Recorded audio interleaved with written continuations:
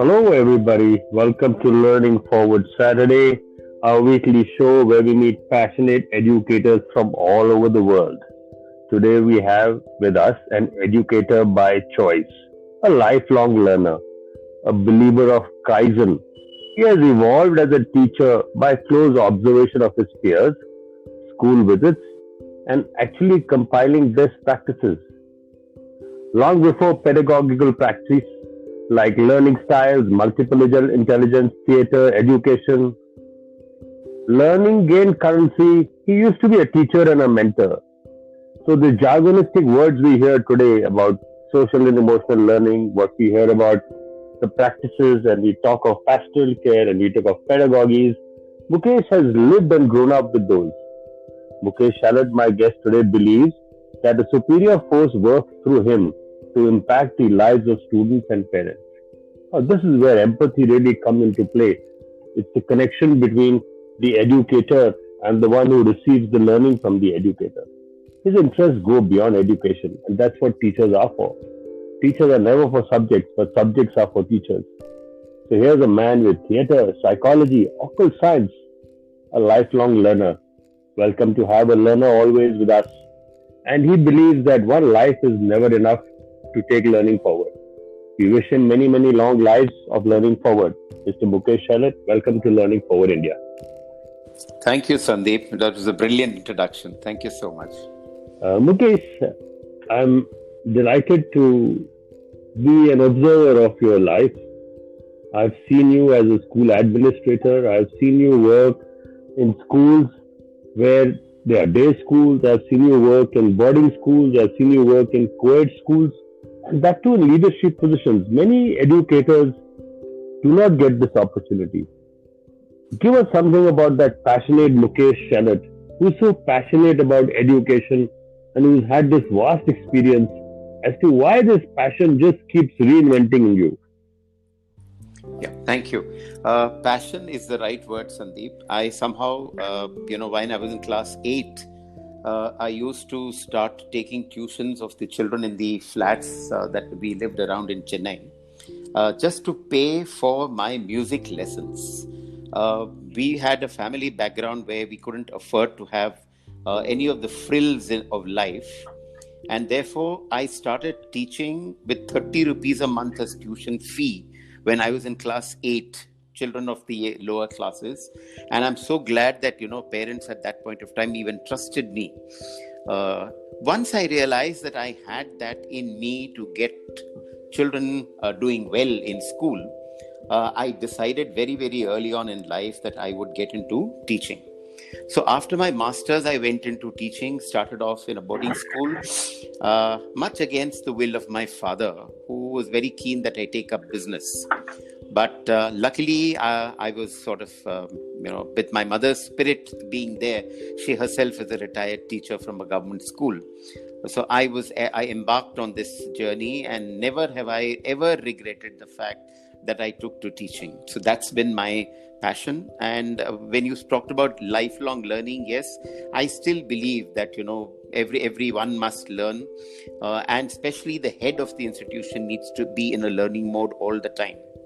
The last 1 year, we have realized, so much is still to be learned. Especially the COVID times have taught us so much, and we've learned a lot regarding online education now. And I also believe in modeling what I sort of would like to get my teachers to do. So in spite of the fact that I'm very, very technologically inept, I picked up all the skills that would require for an online class and was able to continue to teach in class 10 and 12, my favorite subject, which is English. And you've mastered all the tools, you name it, Nearpod and Wakelet and Coggle and GeoGebra and a whole lot of these tools that are available today for educators to have an interesting experience. And another thing that we did this year was something called student-led learning, where, the children kind of have a voice and choice in their class rather than the teacher. So we've kept a constant monitoring of the talk time of the teacher in the class, and we've tried to move from the talk time of the teacher to a more talk time for the students in this. This is something that I would like to say. maybe before you shoot your another question. Please stay with us. We will be back after a quick commercial break.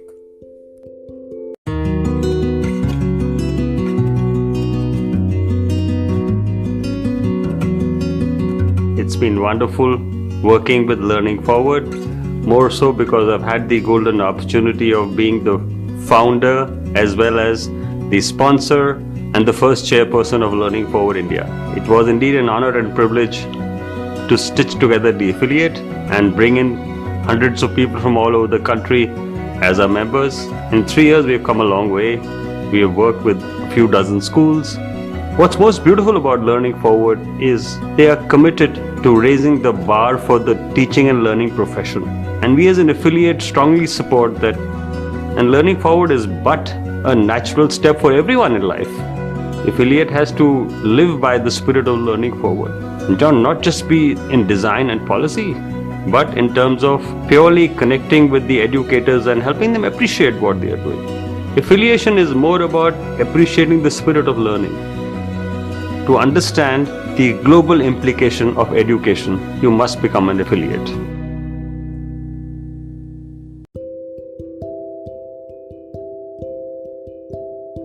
Mukesh, that's interesting. You talk about modeling, but tell me something more about the role of a parent as a teacher in your life, because I think that's a little about Mukesh we don't know. And I was very delighted to hear about how you worked your way up, where you actually had this concept that you could fend for yourself, from the example of doing tuitions to actually make your life.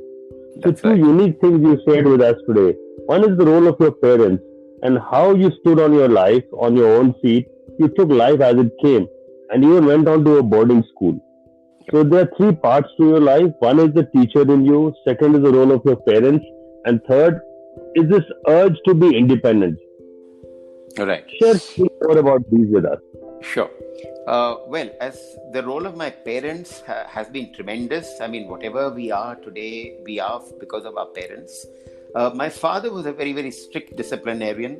Mothers, like all mothers generally are, I think, was a very, very empathetic, person at home. And I could, of course, connect more with my mother than my father. But though there was a lot of respect for the man, he had a tough life himself. Was running a very small upcoming business, and therefore had a lot of these tensions back in those days. And therefore, the financials, of course, he never denied us the basic finances and the basic things that we required. But yes, for frills, we had to fend for ourselves. Music and theatre were my, other interests. In fact, if I had not taken up teaching, then I may have been either a theatre person, because that's another passion with me. You've seen that also during our interactions. So I used to do a lot of theatre as well. And of course, for that, my father always encouraged me. It was just the financial aspects of it that, he said I won't be able to do it. But he appreciated the fact that, yes, as an early age, I was able to so I did all sorts of things as we grew up. Became a life insurance agent as well, so that, I could pay for a few of my other projects. Photography was another passion of mine. And so, I could buy a camera and things like that. But yes, the parents were extremely supportive. And my father had always said, whatever you do, remember you will be responsible for this. So don't go back and say, oh, I regret this, I shouldn't have done that. And that's something that is ingrained in us. And today, even, let's say, initially, if I felt that, yes, oh, I'm sorry, I've made a mistake on this, I shouldn't have done that. In the long run, there are no regrets about this entire... So that's the kind of role of parents. They've been very, very inspirational. Even till date, both of them are very, very supportive of whatever I do.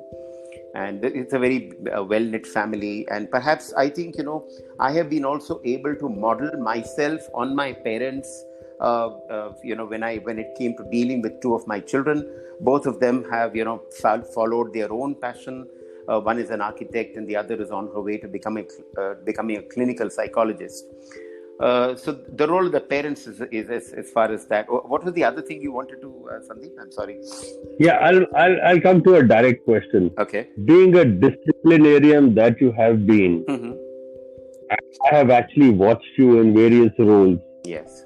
You have stood your ground. Is it important for the teacher to hold on to the teacher's ground, particularly when it comes to the matter of values? Absolutely, absolutely. I mean, if a teacher becomes flexible, then I think will not work. You can be flexible as far as your classroom is concerned or your thought processes are concerned, but as when it comes down to values, you have to insist on. I mean, you can't sort of go back on that. Otherwise, children see through you and they know that there is an inconsistent teacher or an inconsistent principal. And therefore, as a principal, yes, I've had very, very tough situations when I've had to stand my ground, especially in boarding schools. You do come across a lot of situations where you need to do that. So, yes, I believe that absolutely. I mean, you can't sort of, compromise when it comes to values or discipline in a school. Thank you, Mukesh, for sharing the inner you. Thank you for telling us that this year has been a lot of learning for you, more because you have picked up best practices, and even more because you're a lifelong learner. It's been so wonderful to have you share your passion with us. We wish you many, many more lives of learning. All the best, Mukesh. Thank you so much, Sandeep. It was fun interacting with you again.